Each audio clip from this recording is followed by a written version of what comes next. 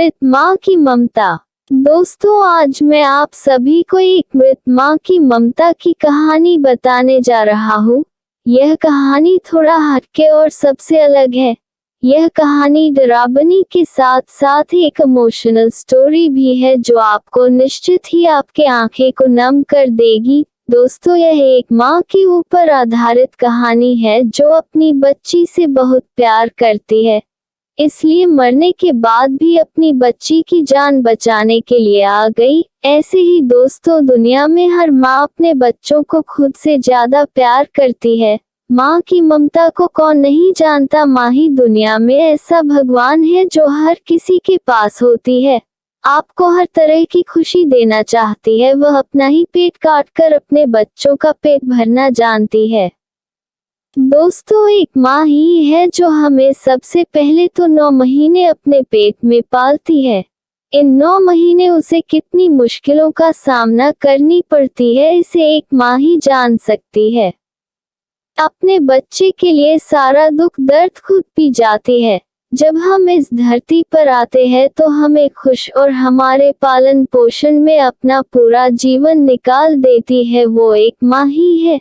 दोस्तों, आज मैं इसी माँ की ममता पर एक सच्ची घटना पर आधारित एक लघु कहानी लाया हूँ। तो चलिए दोस्तों, मृत माँ की ममता की कहानी शुरू करते हैं। हिमांशु, जो 27 साल का है, उसकी अभी अभी नई शादी हुई है। उसकी एक बहुत ही खूबसूरत सी बीवी है। वो दोनों हनीमून मनाने के लिए हिमाचल गए थे, जहां उन्होंने 4 दिन गुजारे। अब उनकी मुंबई अपने घर वापस आने का समय हो गया था। शाम होते दोनों अपनी गाड़ी में बैठ गए और मुंबई के लिए निकल पड़े। दोनों आराम से गाड़ी में मस्ती करते हुए आ रहे थे। धीरे धीरे वे दोनों हिमाचल की घाटी को पार कर रहे थे और घाटी दिखने में जितनी ज्यादा सुंदर लग रही ही थी उतनी ही ज्यादा डरावनी भी थी। रात के 11:30 बज गए थे। अब वो हिमाचल की घाटी को पार करने ही वाले थे कि रोड बिल्कुल सुनसान पड़ चुकी थी। अचानक हिमांशु को अपनी गाड़ी के आगे एक औरत दिखी जिसने लाल रंग की साड़ी पहनी हुई थी।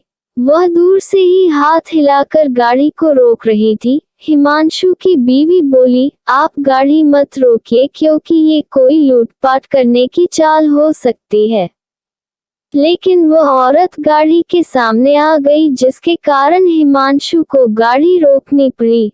वो औरत जोर जोर से दरवाजे को ठोकने लगी और उसके चेहरे के हाव भाव से ऐसा लग रहा था जैसे वो किसी बड़ी मुसीबत में हो। हिमांशु की बीवी ने कहा, आप गाड़ी का दरवाजा मत खोलिए, मुझे बहुत डर लग रही है। हो सकता है ये कोई चाल हो, हमें बाहर नहीं जाना चाहिए। हिमांशु ने कहा, अगर सच में किसी मुसीबत में होगी तो, और उसे हमारी जरूरत हो क्योंकि उसको देखकर वह अच्छी खासी घर की लग रही है। अब मैं गाड़ी का दरवाजा खोलता हूँ, तुम डरना मत, कुछ नहीं होगा। यह बोलते ही हिमांशु ने गाड़ी के दरवाजे खोल दिया और बाहर आ गया। वह औरत घबराते हुए बोली, प्लीज मेरी मदद करो। हिमांशु ने कहा, क्या हुआ, आप इतनी घबराई हुई क्यों हो? वह औरत बोली, मेरी गाड़ी नीचे खाई में गिर गई है, एक पेड़ से टकरा गई है, उसमें मेरी एक छोटी सी बच्ची फंसी हुई है, प्लीज उसको बाहर निकालो, प्लीज मदद कीजिए। यह सुनते ही हिमांशु की बीवी भी बाहर आ गई और तीनों खाई की ओर भागे। उन्होंने देखा कि वह गाड़ी थोड़ी नीचे पेड़ से टकराई हुई है। हिमांशु तुरंत से नीचे की ओर गया। उसने देखा कि पीछे वाली सीट पर एक बच्ची बैठी है जो रो रही है। हिमांशु ने दरवाजा खोलना चाहा लेकिन वह नहीं खुला। दरवाजा किसी चीज से फंसा हुआ था।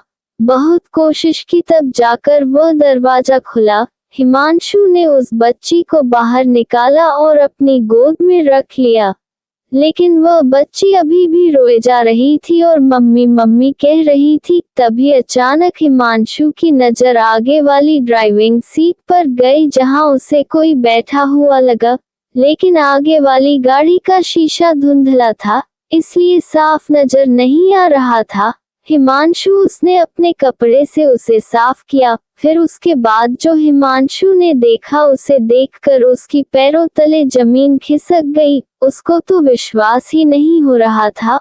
उसने देखा कि आगे वाली सीट पर और कोई नहीं बल्कि बच्ची की मां थी, जो मदद के लिए हिमांशु को बुलाने आई थी। उसने देखा कि वह औरत के माथे से खून निकल रहा है और उसकी मौत हो चुकी है। हिमांशु की पत्नी ने उसकी हालत देखकर तुरंत से उसके पास आई और वह भी यह मंजर देखकर हैरान हो गई। यह देखते ही हिमांशु और उसकी पत्नी ने पीछे की ओर देखा जहां वो औरत खड़ी थी, लेकिन अब वहां कोई भी नहीं था। अब दोनों को समझ में आ गया था कि वह औरत कौन थी।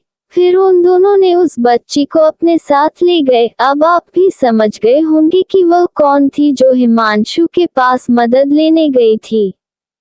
यह माँ की ममता है, जो मरने के बाद भी अपने बच्चे को बचाने के लिए एक आत्मा बनकर आई। अगर आप लोगों को यह कहानी पसंद आई तो प्लीज नीचे कमेंट करें और हमारे साथ जुड़े रहें। धन्यवाद।